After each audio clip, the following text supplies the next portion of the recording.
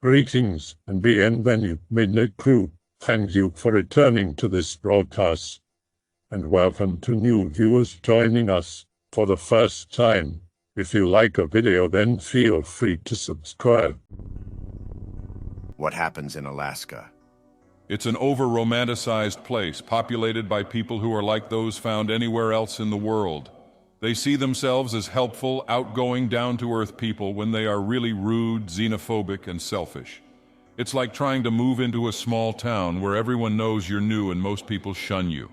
Maybe if you move to a small community, you'll find the helpful, kind Alaskan they talk about on TV.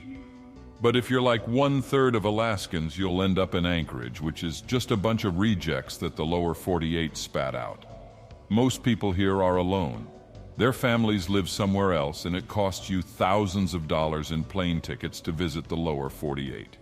You become isolated from your extended family. So since you are surrounded by strangers, most Alaskans are looking to take advantage of the people around them that they don't care about. It's a big scheme to put as many people beneath you as possible. There is very little compassion for others up here. Just come to Anchorage and see the homelessness on the streets. I honestly believe that I will end up homeless here before too long because I'm not cutthroat enough. I commend those people for surviving, though.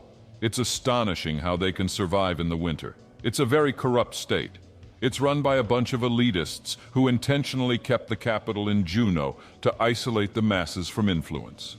The capital was voted to be moved to Willow, and the government just ignored the people's will. Look it up. Juneau is extremely affluent and takes lots of money from the majority of the state to benefit the few people living in that tiny city. They export their elitist little children to run everything in the state. Homelessness is not tolerated in Juneau, so they put their homeless on the boat to Anchorage to get rid of them. There is a lot of empty space in Alaska, and people used to be able to homestead there for free, but now that is illegal, and they'll send troopers to remove you from state land. This place might actually be a nice place to live if they hadn't destroyed that program. It feels like they don't want people to move here when that is the one thing that would make this place better.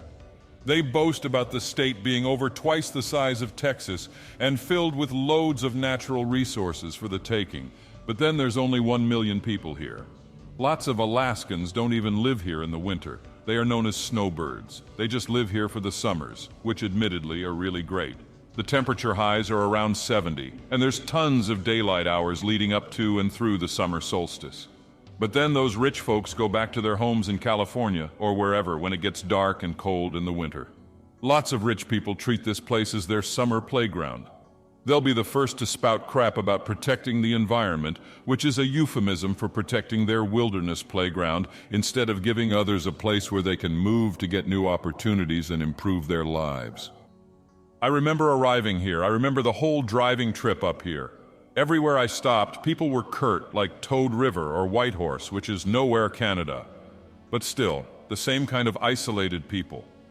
You try to buy some fast food. The ordering is a little different from where you're from. They know you're not from here, and they try to upsell you. Things that you are used to being gratis are extra charge up here. So they ask you little questions to justify charging you more, but they never tell you it costs more. I remember buying wheels in Anchorage. We wanted to get the cheap steel wheels for $60 each, and the guy, who thought we were stupid, tried to make us buy expensive aluminum wheels. We didn't back down, and he ultimately admitted they had what we really wanted. But you say, people do that everywhere. That's not really so bad. But you will realize that every business does it. And you are forced to be on your guard everywhere or someone's going to swindle you. You have to check the expiration dates on everything when you shop for groceries. There are way more expired things on the shelves than you're used to in the lower 48. And when it's a huge pain to get to the store in the first place, it sucks to bring something home that's expired. There's lots of broken crap, so open the box and look before you buy it too. Some manager at Guitar Center knew some headphones were broken, but he knowingly put them on the shelf for some unlucky soul to buy, hoping they wouldn't notice or something. That guy was me, so I had to go twice. The guy who took the return was nice, but he told me what was going on. I remember the first time we ate at Subway. The worker made a mistake on my order, and she was amazed that I wasn't rude to her, that I was forgiving about it. I could tell what my future here was going to be like, what the typical person up here was like, and the dentists and healthcare in general is really bad. This is where a lot of the rejects from the lower 48 end up. That includes doctors and lawyers and lots more. Caveat emptor, that includes teachers too. If you have grade school kids, I'd be worried about how bad the public school system is up here. Look it up, it's like one of the last 4 or 5 states on the list. These are all great answers in their own way, but tell us about the cryptids and stuff. This story should have been told many years ago. Perhaps many years before then. A story about monsters, of which there are many. This story is precious and hardly ever told. If I must tell it, then so it should be told. I was just a young boy when I first heard of monsters that lurked in the woods just out of sight. The first name I heard was Besiini, which means the boogeyman. As young as I was, just 4 years old, I took each story as gospel, as all young boys should. My grandmother told me, like all of my elders, that Besiini is always watching. I never doubted this knowledge. I knew it to be true. Al always watched me. When I asked my grandfather what he was, he always said, "Ask your grandmother." So I never inquired further, too scared to learn of him. This presence never left me, though. Time after time, Besiini sat and watched me. For years I knew that the boogeyman had his eyes fixed upon me. During my adolescence I learned the truth. My brother had a girlfriend who knew the truth. She told us all a story that will never leave me. She spoke of a being that took her younger brother. She never called it by name while telling her story. This first story took place during the late fall of 2009. A particularly dry and quiet year. The end of hunting season here in Alaska. She spoke of a family gathering common among our people during this time. Her voice shook and she stuttered while trying to share. She told us that her family had gathered around a fire, as they did at the end of each hunting season. All was happy and calm that night. She spoke of her mother and uncle sharing stories and singing songs of old. A scene of love and tradition she painted for us. With a somber tone and wavering smile, her voice grew cold. She held tight to my brother, her boyfriend, while scanning our faces. She gathered her courage and spoke of the horror. While her family sat and sang, the wind suddenly roared, and the fire swept from its place. She shivered while she attempted to explain. She told us all. It's like time suddenly stood still, just for a moment. She said that her family had all noticed the fleeting instants. They all paused, looking to one another as if lightning had struck their fire. At this moment, she had realized that something was amiss. She scanned the faces around the pit, noticing that something was quite wrong. With a sudden realization, she screamed out loud. Little brother is gone. Her family panicked as they all came to the same conclusion. They frantically searched the immediate area and surroundings. For what felt like an eternity, they searched till she heard a familiar cry. She ran toward the cry without hesitation till she found her younger brother, sitting 100 yards from the family fire pit, left on his back in a snowy patch of willow brush, all alone. With no tracks around him and no way to explain his sudden shift in position, the whole family gathered and began to search the surrounding area. She could no longer continue her story as she looked at each of our faces. She knew that she should not tell us this story. She could only tell us that her elders had a story to explain the event. They spoke of the Bush Indian, a monster that haunts our people, stealing children and women across the land. It holds power over time and perception, taking loved ones to eat or breed. We begged her to explain, till hearing a shriek pierce the darkness. As we fled in terror from the noise, I knew, beyond doubt, of the creature that she spoke of. Some may know of this creature that lurks just beyond our sight. It sits in a place that no animal would, in a tree just toward the edge of our sight. The smell is the first thing we notice, like rotting human flesh and putrid cinnamon. Next we see the eyes, blood red. Then the smile, the teeth dripping with the gore of some unfortunate soul. All he has ever wished for is your acknowledgement. He lingers just beyond our sight, hoping for you to notice him. He whispers out to you with a raspy, feral voice. Hey, I'm right here. Look at me. Then it whistles out to you, hoping to catch your attention. Since that day, so long ago, and from before then, my own stories I could tell. Many of these stories I have. Many more I dare not tell. This is a story my uncle saw in Alaska probably around 1960. It's also less scary and more silly. My uncle stationed in Alaska for the military. I'm not 100% certain which branch he served in, but I think he was low level in the army. Being Alaska, it's cold, there's snow everywhere, etc. However, there's daylight and my uncle had clear visibility. My uncle is standing outside in some kind of field or clearing in the woods, I guess, when he sees something strange in the distance about 50 feet away. Something is staring at him. My uncle describes what appears to be a man covered with long, white hair hanging from head to toe, standing totally still making direct eye contact with my uncle. The man's eyes are wide. My uncle draws his gun on the man. Still making eye contact with my uncle, the man raises his arms to his sides and starts shuffling side to side as he makes his exit back into the woods. My uncle calls this story his Littlefoot sighting. He says he never saw the man's skin under the hair as the man shuffled away. Small group of people tried to smuggle something very, very bad into the US through a small port in southwestern Alaska in 2005. This has never been declassified or reported on. Homeland Security and a couple of other government branches and spooky organizations had a couple of players involved in stopping it. I've got a pretty good feeling about what it was, practically a kid, but I was a fringe part of the efforts to corral and prevent it from being moved any further into the country. But as more time has gone on, I feel like I'm living in an alternate timeline. They didn't tell me much then. I kept my mouth shut, and then I never saw any of the people involved in it ever again.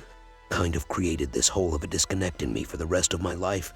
Not a depression, but this bitter anger that there's almost definitely more under the surface of the government and world that I'll never see again, and I don't know what I was even doing out there. I saw the movie Tenet on HBO a couple of nights ago, and now I feel like I'm one of the grunt soldiers in the climax fight who only knew 1% of the ridiculous physics and realities of what the situation was, knowledge divided, and wondering if it was just the military or the government or another government was doing some bullshit experimentation with something we don't understand, and we had to lock it down. I mean, I'm not talking high-frequency active oral research program or any of that conspiracy content, something completely off the books, an unknown. Knowing that those probably exist isn't comfortable, but I guess it's comforting to know that maybe there's still groups of people working as counterweights to these. Not really asking a question here, but felt like getting that off my chest. At least give a hint. I mean, the obvious and easy answer is that it was some kind of nuclear device.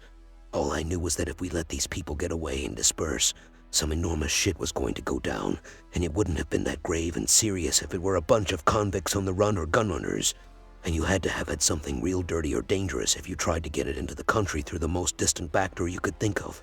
Again, I don't know. I can sit back and speculate now if it was something experimental gone wrong, bioterror, plain terror. I don't know. I never saw anything physical. Just that we were divided up and sent into basically DEFCON 1 in what's still the middle of nowhere. It is in my culture some beliefs about the Northern Lights, as a dog rib. I have amassed 3 things that I would like to share about them. 1. A poem. At night the heavens are starry and black, up here on top of the world, across the sky Northern Lights dance, reds and greens 8 whirl. The Inuit say don't whistle, when the Northern Lights are high, lest they swoop to earth and carry you up to the luminescent sky. 2. A story. One story from Hay River, Northwest Territories, tells of 5 hunters who died because the bells on their dog harnesses caused the Northern Lights to come close to earth. The hunters saw the lights descending, but even though they lay flat in the snow beside the sleds, they inhaled some part of the aurora and all perished. 3. A study. Another mystery of the Northern Lights is the sound that they are said to make. The noise generated by the aurora borealis has been reported in legend, folklore, and in modern times. The phenomenon is a mystery to scientists, as the thin air of the ionosphere where the lights are generated cannot carry sound waves. In 1995, science writer Ned Rosell, of the University of Alaska Geophysical Institute, wrote an article entitled "Straining to Hear the Voice of the Aurora." Rosell interviewed Tom Hallinan, a professor of geophysics at the institute. Hallinan had studied the aurora for decades and claimed to have heard it himself. "There's something going on," Hallinan was quoted as saying. "It's scientifically unreasonable, yet people do hear it." One theory is that the brain may sense electromagnetic waves from the aurora and through some unknown process, convert them to sound.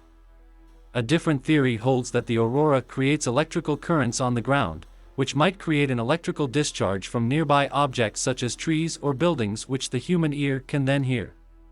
Don't whistle at night. This is the most likely explanation. The aurora is a side effect of energy forcing from the Sun-Earth electric circuit, forcing huge amounts of energy down into the equatorial regions. I would not be surprised to learn that it causes secondary resonances with objects on the ground that act as antennae. For example, trees and buildings. I wouldn't either, honestly. There's a lot of science fiction that includes some peculiar abilities of the aurora, such as in the long dark where they cause electromagnetic pulses that meddle with electronics and cause wildlife to go berserk. Which something of the sort has occurred, barring the wildlife portion, yet. We may yet see such effects. The magnetic field is weakening rapidly and something, perhaps the incoming galactic midplane dust sheet or magnetic sheet, is causing significant changes to the other bodies in our solar system. There's already significant evidence to suggest that solar flares correlate to increases in cardiac events and psychiatric breakdowns. Our neural systems are functionally antennae that can be disrupted by powerful energy fields. My wife has noticed that any time a flare hits us or the solar particle stream picks up, her workplace turns into a shit show.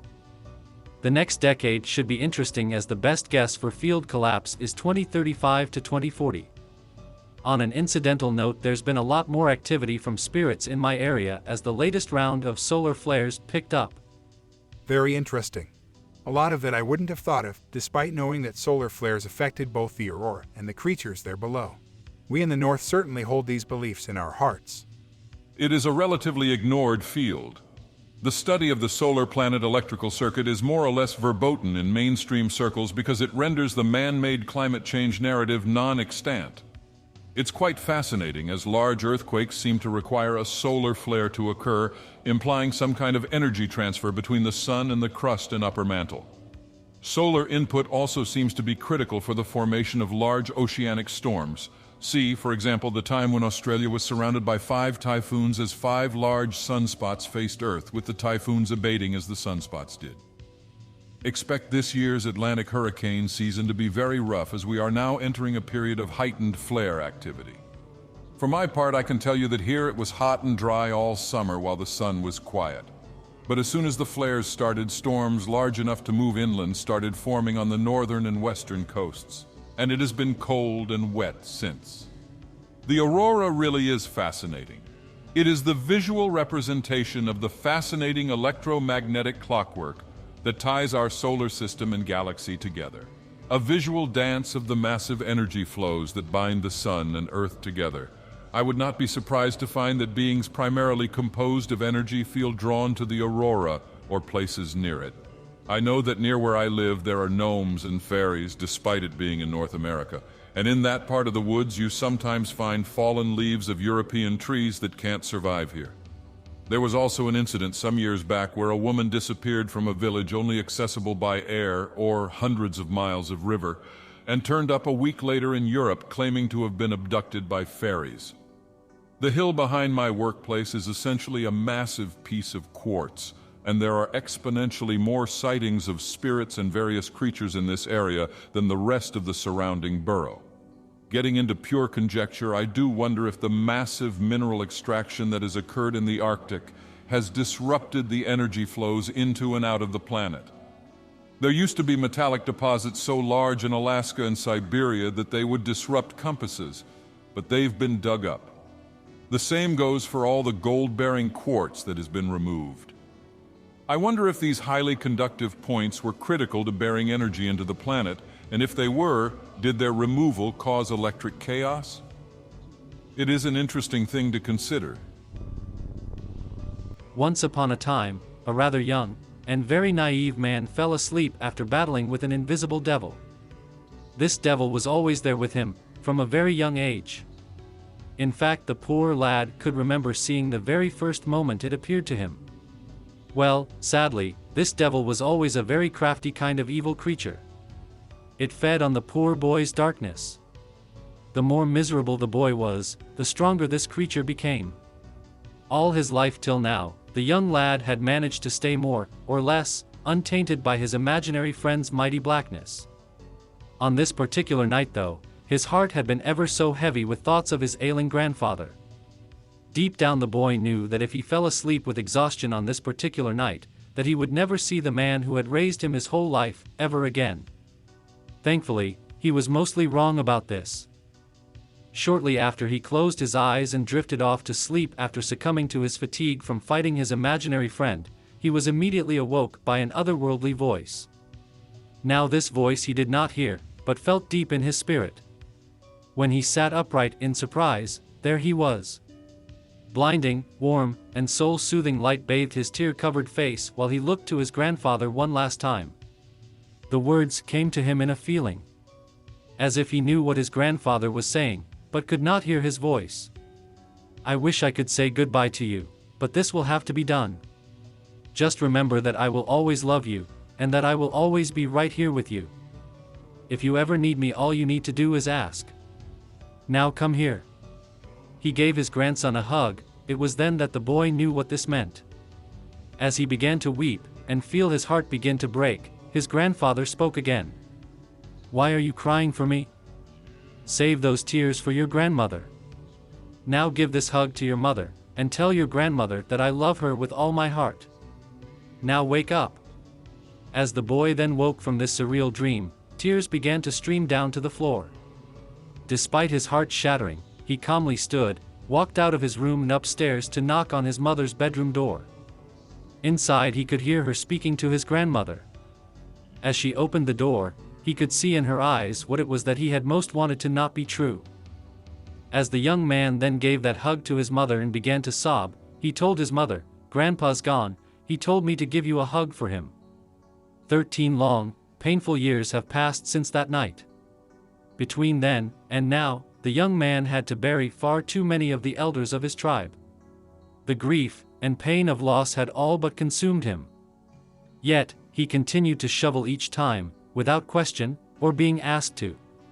He had to remain strong, not for himself, but for those left behind, those still bound to this mortal coil. For 13 years the young man felt crazy, for the dreams never stopped, no matter how hard he tried to hide from the truth, or how well he buried his own emotions by trying to destroy himself. For 13 years his imaginary friend had grown more powerful, each and every day. That devil fed on the poor man, eating his negativity all his short life. That devil had grown to be a giant that hunted him as his shadow. For 13 years, the broken man had pushed those who cared for him away, rather the devil in him did. Yet despite the darkness in his mind, he remained strong. Not for his own sake, not by any means. Then, suddenly, like a bolt of lightning crashing down from the heavens, the Creator came to him, and spoke to him, the same way his grandfather had, and has so many more times since that one day so long ago. The Lord told him what he had always wanted to hear. "Cast away your sorrows, let me lighten your heavy heart, share this burden which tries to pull you away from my grace. For we are all here with you. Always, and forevermore." For 13 years the newly saved man had asked himself, why had he been chosen to be the strong one? He had never felt very strong, not even for a moment. It was just yesterday that he learned his final lesson from this mortal plane. He was given all the strength of the Lord Almighty, but he needed to learn what it felt like to be weak, and that feeling this way is okay. Just this morning, all those old souls that he knew so very well came back to him in his dream, along with the Lord, to give him a message for his tribe, and for anyone who could feel the truth in his translation. There is a terrible darkness coming. This darkness I have spoken of. It will cover the earth for a short time. It will test all of my children's faith, yours most of all. Fear not, for I shall come down from the heavens with all the angels you miss so dearly. I shall bring the kingdom with me. Then we shall defeat our enemies. Only then will you join me. Now go, and tell all who will listen. Care not what they might think of you. Feeling my words through you, those who know will know the truth. Now go, and be blessed, for I am always with you, as are we all. Where we go one, we go all. I pray to Nicholtani that you might all feel these words in your spirit. For the poor young boy, who had become the poor and broken young man, is now born anew as a warrior for him. He is I, as I am him. He will be here very soon. So please, pray to your God for all those whom you love, pray for those who shall be judged, and please, pray that I may be strong as I fight for him in the days to come. From the bottom of my heart, and with all my spirit, I love each and every one of you, always. I've been here, I'll be here, and I will see you again. Guaranteed. I hope that you enjoyed tonight's broadcast. If you enjoyed tonight's story, then please subscribe to the channel as more green texts will appear daily. A new broadcast will appear when the clock strikes midnight Central Time.